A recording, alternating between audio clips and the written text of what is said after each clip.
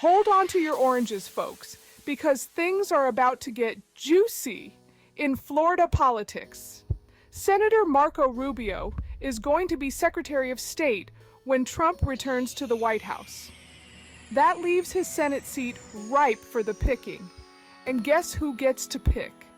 None other than Florida's Governor Ron DeSantis.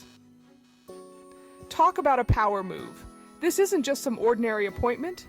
This is Florida, where the sun's always shining, the alligators are always lurking, and the political drama is always hotter than a panhandle summer. DeSantis' choice will send ripples through the Sunshine State and beyond. Will he pick someone to appease Trump? Or will he make a play for his own political future? This is high-stakes poker, folks, and DeSantis is holding a hand that could reshape the Republican Party. Think of it like a game of hungry, hungry hippos, but instead of marbles, they're fighting over political power. And the stakes, only the future of America, or at least the next election cycle. Buckle up, buttercups, because this ride is about to get bumpy. Now, let's talk about the elephant, or rather, the Trump in the room. Word on the street is that Donald has a certain someone in mind for that empty Senate seat. His very own daughter-in-law, Lara Trump. Yes, you heard that right. The woman who makes Eric Trump look like the smart one might just be Florida's next senator. It's enough to make you wonder if they're handing out political offices at Mar-a-Lago like party favors. Now, some folks might say this is just classic Trump nepotism, and they wouldn't be entirely wrong.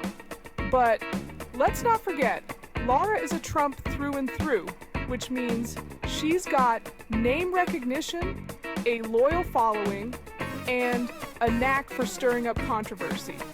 The question is, will DeSantis be willing to hand Trump such a valuable pawn in the game of Florida politics? Or will he tell the Donald to put his daughter-in-law on hold? DeSantis is a shrewd politician. He's like a fox dressed in a suit, if that fox also enjoyed awkward photo ops and banning books. So it's no surprise he's considering all his options, including a classic political maneuver, the placeholder. The idea is simple. Appoint someone temporary, a political nobody who won't run in the next election. Think of it as a political sublet. That way, DeSantis avoids a showdown with Trump and keeps the seat warm for himself. Or another chosen one, down the line. It's a risky move, sure. But hey, this is Florida politics we're talking about. Risk is their middle name.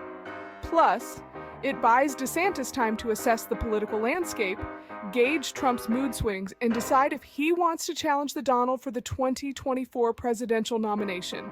Because let's be honest, that's what this is really all about, isn't it?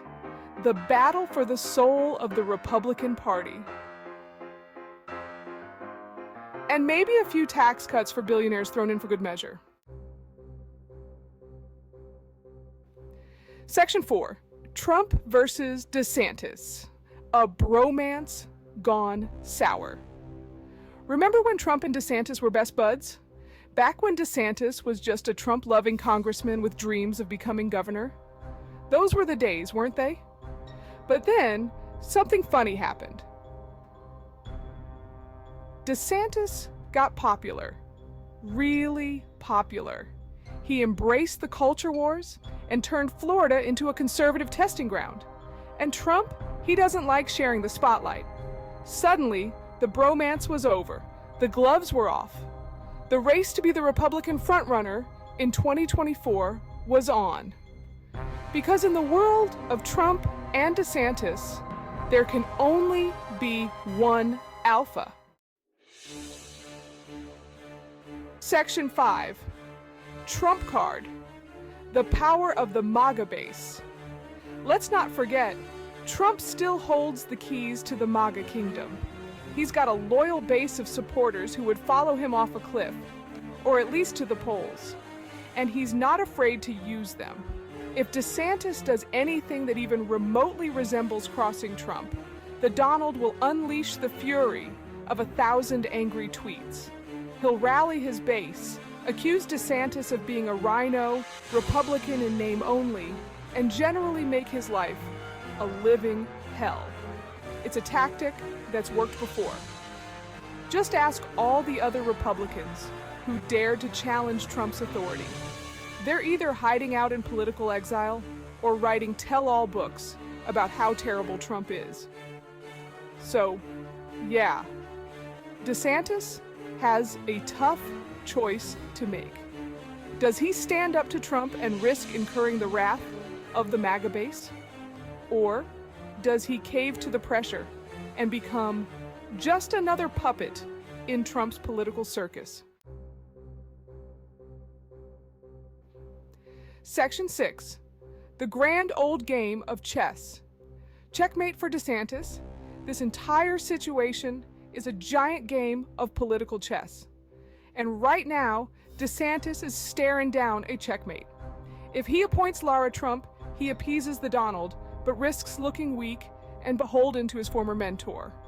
If he appoints someone else, he risks a Trump-fueled backlash that could derail his political ambitions. And if he goes with the placeholder option, he's just delaying the inevitable confrontation. It's a classic dilemma. Damned if you do.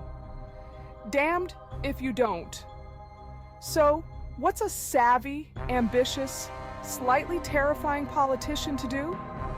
Well, if I were DeSantis, I'd invest in a good pair of running shoes. Because when it comes to Trump, you're either running with him or you're running away. And there's a good chance you'll get trampled either way. Stay tuned, folks. Things are about to get interesting. Or should I say more interesting? Because in Florida, the political drama never really ends. It just gets weirder.